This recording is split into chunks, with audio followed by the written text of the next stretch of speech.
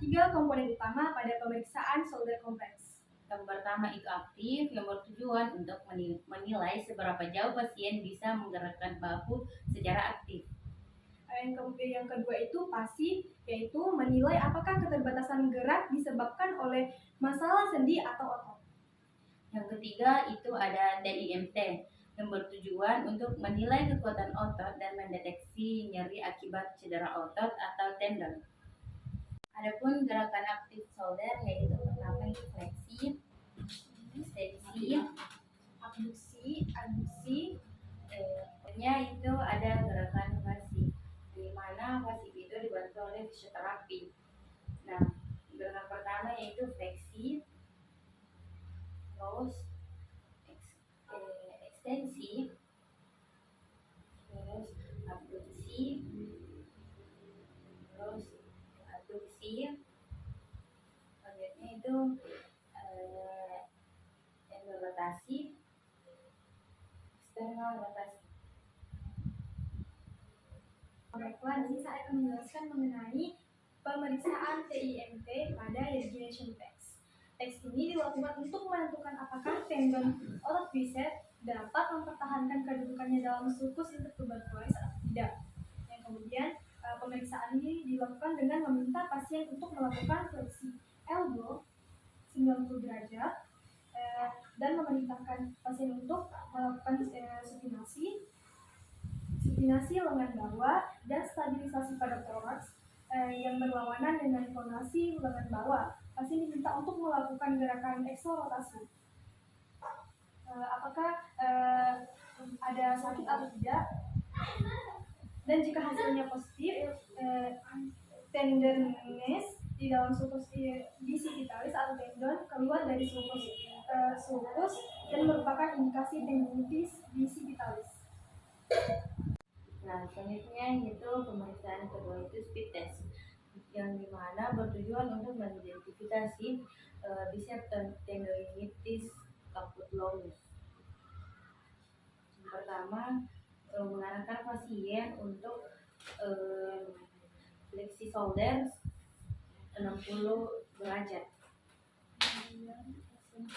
Kemudian ekstensi elbow dan supinasi lengan bawah. Arahkan pasien untuk menahan posisi tersebut. Apakah terjadi? Selanjutnya itu ada drop palm test. Tes ini dilakukan untuk mengungkapkan ada tidaknya kerusakan pada otot serta tendon yang menyusun rotator cuff dari bahu. Pemeriksaan ini dilakukan untuk mengabduksikan shoulder pasien sampai 90 derajat. Yang kemudian pasien disuruh untuk menurunkan tangannya secara perlahan atau apakah ada nyeri pada saat mencoba melakukan gerakan tersebut. Selanjutnya ada gerakan supraspinatus test, yaitu arahkan pasien untuk abduksi shoulder sampai 90 derajat dan posisi tang mengarah ke lantai.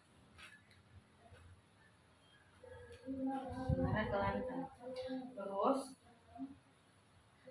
arahkan pasien untuk menahan gerakan tersebut sambil melihat apakah ada kelemahan atau nyeri pada otot.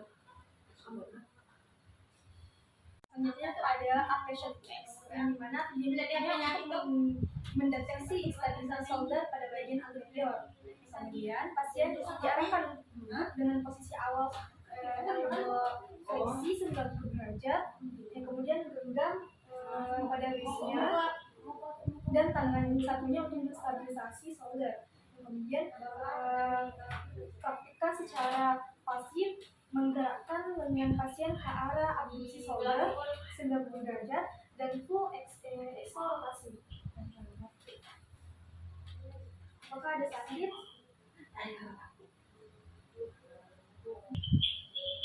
Selanjutnya pada Allen test, di mana untuk mengidentifikasi thorax outline syndrome, terutama akibat kompresi otot side line posterior. Kemudian pasien diarahkan untuk duduk dengan posisi lengan rileks ke samping, kemudian meletakkan tangan pada pada pose radialis pasien dan meletakkan tangan pada elbow. Dan kemudian pasifkan secara perlahan dengan menggerakkan lengan pasien ke arah abduksi,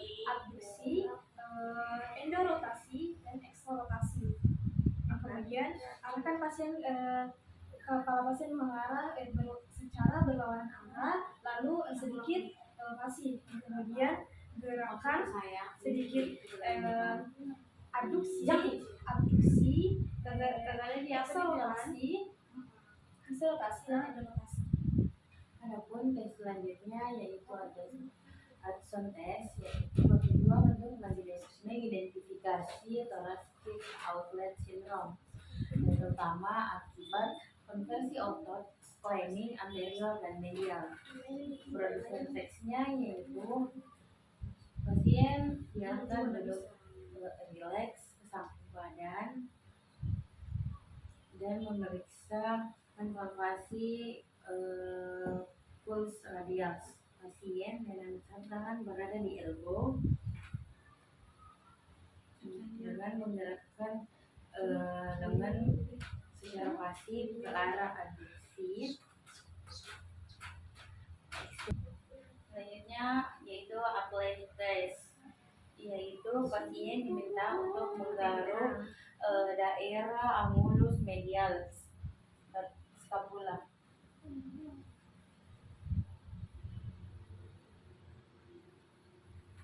dengan tangan sisi kontralateral melewati kepala belakang.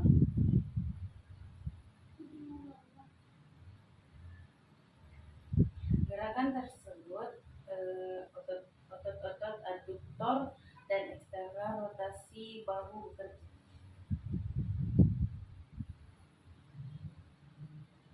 Pada tendonitis supraspinatus, bursitis, dan kapsul